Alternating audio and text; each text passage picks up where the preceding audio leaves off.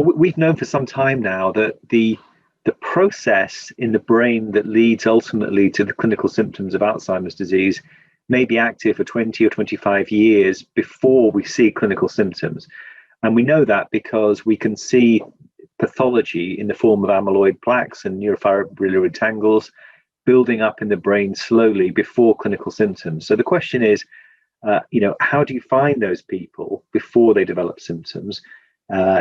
Relatively simply, without sort of expensive and invasive testing. And then what can you do if you do find them? So our genetic test can be run at any age, anything from sort of young adult, 18 years of age upwards.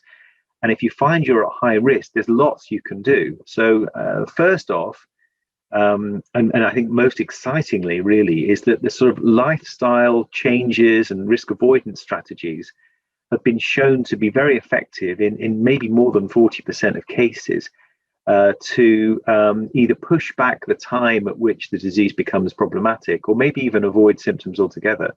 And there was a very interesting comprehensive report published last year by the Lancet Commission, showing exactly, these sort of 12 sorts of interventions that would, in a high-risk individual, be managed to reduce overall likelihood of developing the disease. So that's the first thing you could do.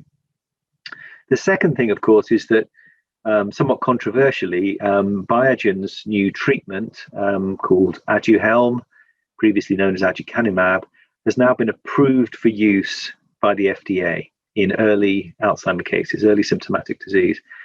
And so if you were to find you're at high risk with or without symptoms, you may be eligible for treatment with this anti-amyloid targeted drug. Now, I don't think the drug will be for everyone, but it will benefit some people, and I think that's been shown in the clinical trials, and that's why the FDA approved it.